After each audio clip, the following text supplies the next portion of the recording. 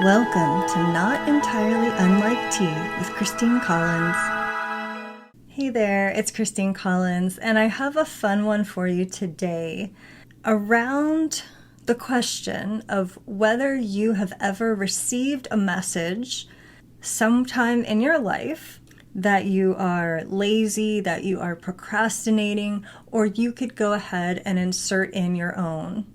Now, I'm using the examples of being lazy or procrastinating because they are very common, and many people who find themselves in adulthood struggling with certain types of things may find this topic very relevant, but we can certainly take and extrapolate this discussion to broader things, broader messages, other pieces that you may have been given throughout your life. A message from an adult in your life when you were young, a message from a partner or former partner, a message from peers and friends, and even bosses and people in the workplace. So the messages that we are evaluating are those that created a negative emotion and ultimately gave us a sense of inadequacy in some way. Now, when we think about some of these negative messages or criticisms, we can kind of take them apart in different ways. So certainly there are many cases where a person who did care for us, did want the best for us, gave us criticism or that negative message because they were hoping to steer us away from difficulty or pain or troubles. But often, the negative messages and criticisms that come into our experience are really a result of another individual trying to get us to either do something or to feel something, or in some cases, to buy something. By dialing up our sense of inadequacy or insecurity, it can do things like create a feeling of inferiority, that we're a little bit less than. So sometimes people have given us negative messages to kind of knock us down a peg, usually because they were feeling inferior, and it's sort of a power dynamic that's happening. To get us to do something, that they wanted us to do. And so they sent a message that if we didn't do that thing, there's something wrong with us. And then, of course, in the case of marketing, it's to get us to buy something. And women are very familiar with this tactic, which I discuss in other places. I have some trainings around marketing that talk through some of the history of how it's been very common to dial up insecurities in various different populations in order to sell products. So those are some of the motivations that happen in the moment. It often can be effective, unfortunately for us. But there are also long-term consequences to those messages, and they can really seep in and settle down, particularly if we received the message at a pretty young, vulnerable age, but it can certainly be just as damaging in adulthood too. And so when we take in that message and adopt it in some way, even if we feel like it wasn't true in the moment, it really can kind of settle down at the deeper levels and kind of make its way down into the subconscious realm where it informs our behavior, and we aren't even aware of it sometimes until years later. So the example that I had around being told that you were lazy, which is not an uncommon thing to throw at, perhaps a teenager or something like that. For me, it translated in adulthood into developing what would be kind of known as a type A personality or a workaholic, always working, always doing, always moving, always trying to prove myself, never feeling like anything I accomplished was quite good enough. And I can see it now looking back, but at the time I had absolutely no idea the impact and the way that those different variables melded together to inform some of the choices and the emotions that were happening. So I started working at the age of 15 in a mailroom. And even before that, I was doing sort of off the books babysitting starting at the age of 11. And so I don't really remember a time when I wasn't doing some type of working. And my professional career following college was, I started out as a therapist, and I did that for several years. I worked as an addiction counselor, and I worked with dual diagnosis. I worked with teens and adolescents. I worked in a jail for a while. I worked with adults with substance abuse issues. And there were moments in my career where, for various different reasons, I was either working 2 jobs. I recall a period of time where I was working one job quite early in the morning, starting at 5 a.m., where I would finish like around 12:30 or 1 in the afternoon, hop in my car, rush over to my second job, and work until 9 o'clock at night, and then do it all over again the next day. And I did that for a while. And even when I was only working one job, a large portion of my career, I was also in the process of obtaining the 2 different master's degrees that I got over time, one in psychology and one in marketing and management, and obtaining various different certifications in a variety of fields along the way. And it did not ever really occur to me that there was a reason that I was doing any of those things. As funny as it may sound to you now, the truth is, I really just wanted to complete those things. And I did feel a sense of accomplishment upon completing those things. And even with 2 master's degrees, there were many, many moments where I questioned whether even that was enough and whether I should not have gone on and gotten the doctorate degree. Part of that was connected to my field, because in the field of psychology, it's really difficult to advance with only a bachelor's degree, but there's definitely more to it than that. And I think it's helpful for us to reflect on these things, because the messages that we received that created some of these seeds that were planted are messages that we may ourselves be giving to other people in our lives right now. Whether you have children or family or partners or close friends or people that you're speaking to regularly, the words that we say and the language that we use is very impactful. And certainly, if you are in a capacity where you are doing content creation and any version of marketing and messaging, the language choices that you make and the message and the content that you are putting out there to your audience is connected to that relationship that you have. It is a relationship not that different from relationships that we have in our personal lives. The audience is reading a message or hearing or seeing a message, and they will have an emotional response in many cases. So in that sense, we have a responsibility to be considerate and measured in the language and the messaging that we are using. And unfortunately, a lot of things in the marketing world teach pain point dialing, which is to dial up the person's pain and discomfort in order to get them to take the action of purchasing something. And it's sort of taught in a way that it's just accepted, that this is an okay thing to do, which, given everything I know about hypnosis and neurolinguistics and emotion, surprises me. And there's not a lot of thought given to the impact on the audience. It's almost like in the marketing world, we think we're just sort of speaking out there to a faceless group of people, and their humanity is not actually under consideration. Their emotions and emotional well-being is not under consideration in our message. But because it's a relationship, it's actually rather important that we do take it into account. If you go back to the understanding that people will mostly remember how you make them feel more than anything else, with credit to Maya Angelou, the poet who wrote those words, the way we make people feel is a lot more impactful than we may recognize.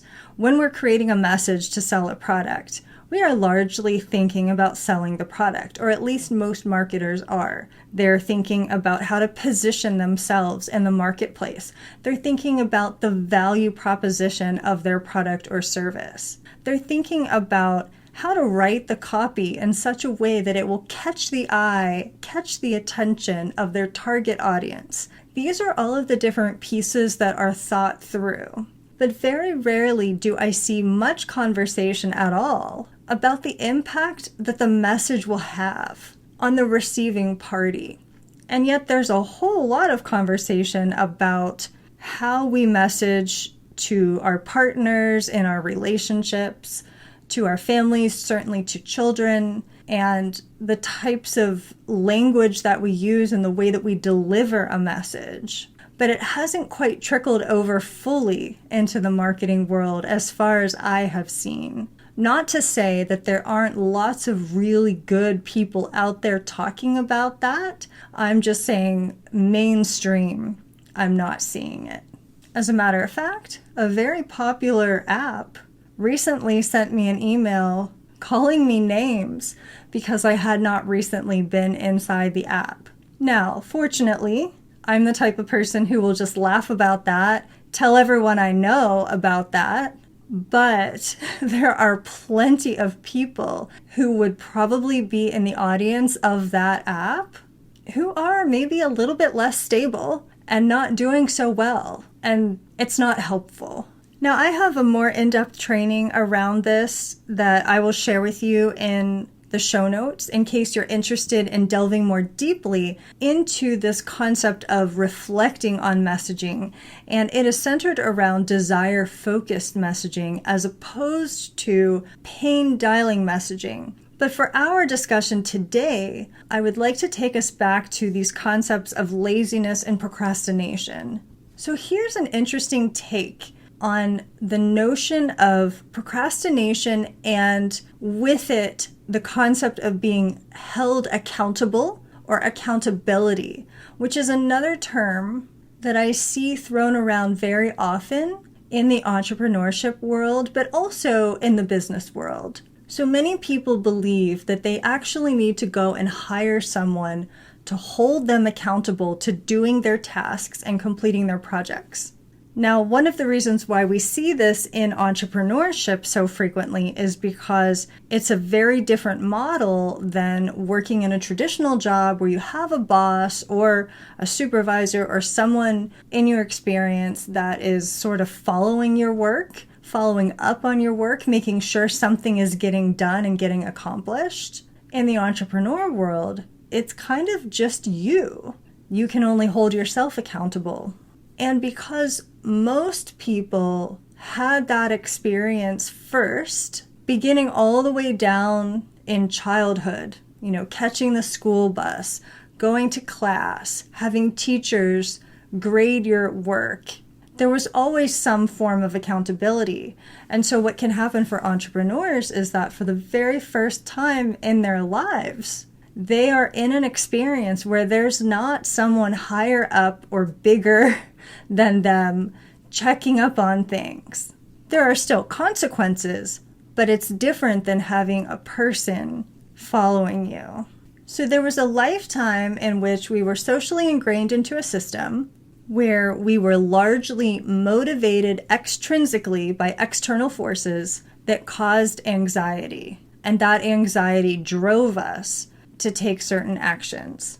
And that's the beginning of our social indoctrination into taking action largely based upon anxiety for the consequences and having that external force monitoring us and giving us feedback about what we were or were not doing.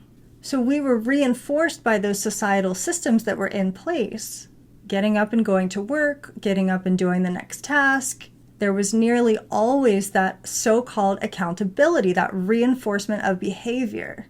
And that's not to say that those things aren't necessary. I'm not here to make grandiose claims about cultural reform. But I think that the missing piece that many entrepreneurs have is this long-term problem that in adulthood, after maybe 30 years or more of that type of reinforcement solely, where the majority of most of our behaviors and actions were taken largely connected to avoiding the anxiety of those consequences and that so-called boss, when that external force is to some degree removed, it can feel almost disconcerting and certainly unfamiliar.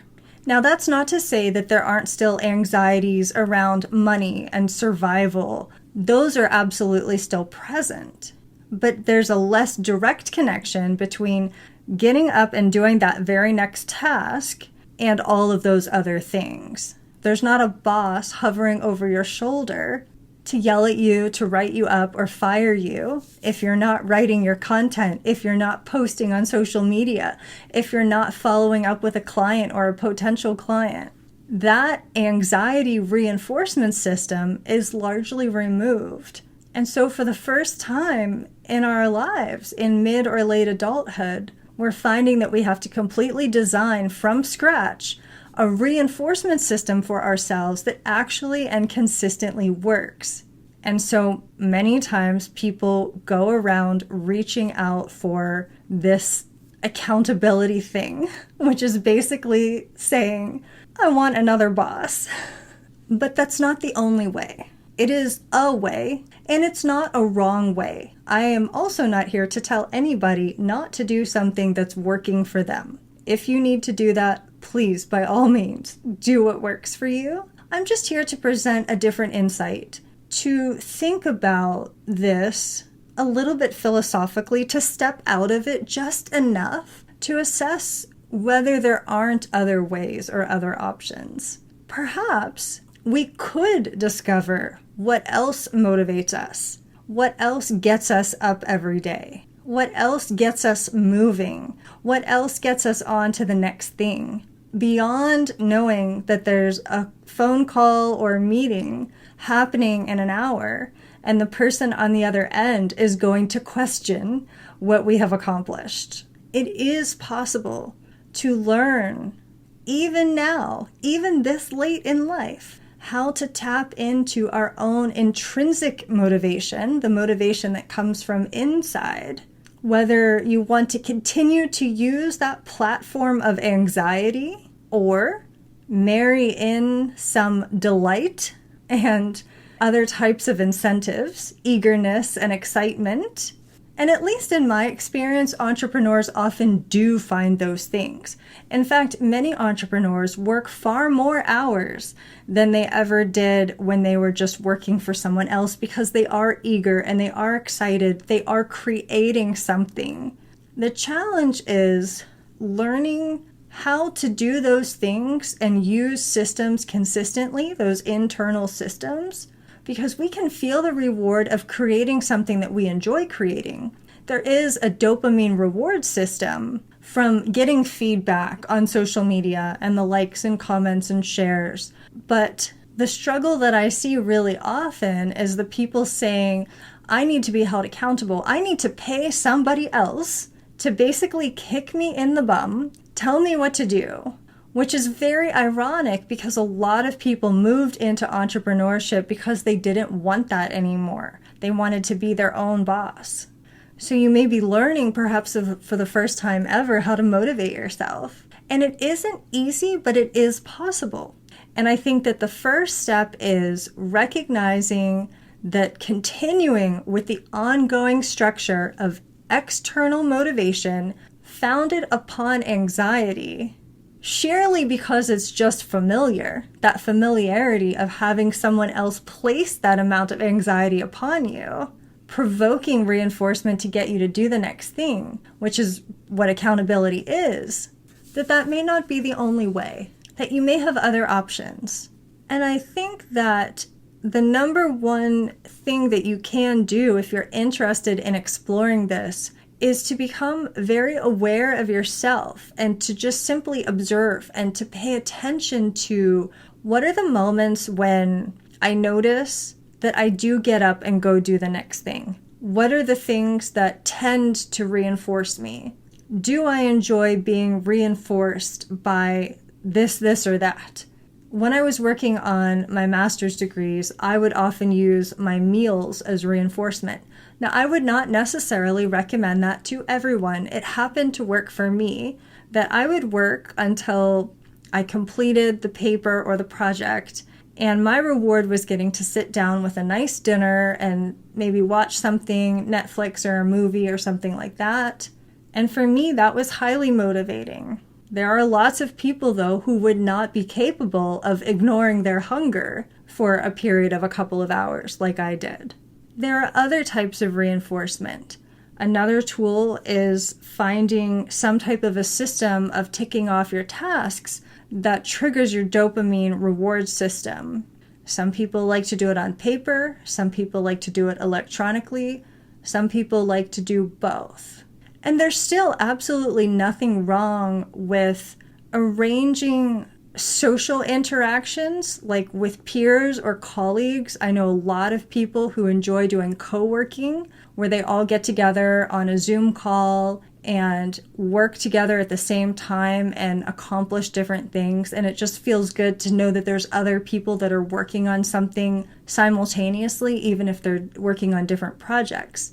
So there's no wrong way to do this. And by no means am I suggesting that you should not go and hire the coach or go and set up accountability buddies, as a lot of people enjoy doing. It's really more to ask yourself the question, is this the only way, and is this the best way? And is this the way that I want to continue? Because the notion of procrastinating and therefore needing accountability is in itself a belief. And we can choose to continue to use that same structure that essentially we were assigned, that we were given. It was given to us culturally and from society throughout our lifetimes, that we had this reinforcement system that was entirely external, largely focused around causing anxiety, putting us on the spot, dialing up our fear of getting fired, fear of getting written up, even the fear of just answering to someone,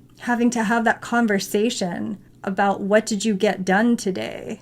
And you get to decide for yourself if that's the realm that you want to continue to exist in, or if there are some other ways that you'd like to explore to see if you can accomplish just as much or more. And I think that's the other potentially problematic piece when it's solely external, as it often is in the traditional job world, is that there's a less likelihood of taking pride in that work and going that extra mile, because the person that's checking up on you is looking for specific markers, and provided that you've hit those markers, you get to go home. You get to be done.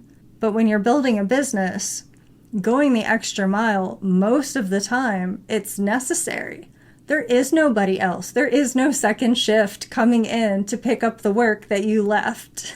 And tied in and connected to this is also a belief system that presupposes that constant, consistent productivity is the way to get anything done. And that is yet another element that could be worth questioning. Some of my most productive periods of time, both in my past and more recently, don't happen in a format that looks like X amount of hours per day fully dedicated to a task. Instead, what I have found actually gets more done is an interesting combination of peaks and valleys, where I may go hard and heavy for a couple of days consecutively, where I'm highly productive, highly accomplishing, getting a tremendous amount done. I get myself into a flow state, which I'll talk about elsewhere, but essentially a flow state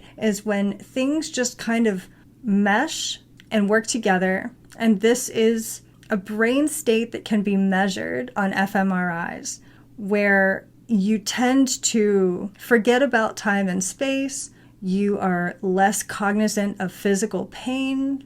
You're able to kind of block out and tune out distractions and surroundings. You are highly concentrated and focused on the thing that you are doing or creating.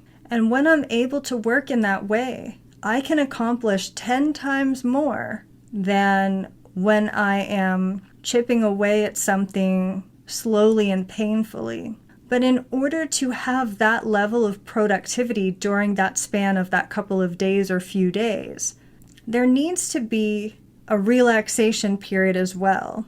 And I found that having that down period where I'm doing more dreaming, more visualizing, more meditating, more relaxing, I'm kind of juicing up my mind as well as building the momentum of my energy into that creative release where that workload is coming and I'm going to gear up and accomplish all of those things. And then afterwards, I also need to come down from that and have a period of rest and relaxation following that high productivity. Now, of course, that structure would not work in many traditional types of jobs. But when you are creating, as entrepreneurs often must, it is one potential option. It is one potential structure. And so having like daily accountability, weekly accountability, it may work or it may not. It may not necessarily be the most constructive, productive way of managing yourself. I think the key thing is that we're all different. So what I just described for you, it may not work that way for you. You may have a different structure that you have already experimented with. So my encouragement to you is not to follow someone else's structure if you can help it. If you're in a position where you can trial and error a little bit of some different ways to kind of learn your own motivational style and also your own energy. Because different types of tasks require different energy from us. For some people, sitting down and recording something like this, what I'm doing now, or getting on video or doing a live stream or getting on camera can be very energy draining. And for others, it comes quite naturally. For some, editing the video content or editing the blog that's already been written can be highly taxing and even boring.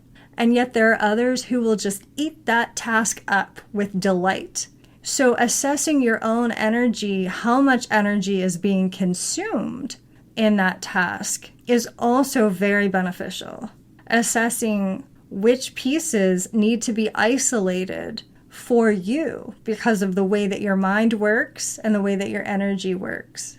So figuring out how to motivate yourself in ways that actually feel good to you, that are sustainable for your nervous system, can be powerful. And then, of course, you can create a hybrid situation if you still really love that anxiety, really love that accountability, really want to keep that peace, you certainly can. So I hope this has given you a little something fun to play with. That's all that it's meant to do. It's certainly not meant to unseat or unsettle anybody or anything, but rather to explore with the questions that can lead us to better answers. Thanks for listening. This is Christine Collins at transformcreate.com.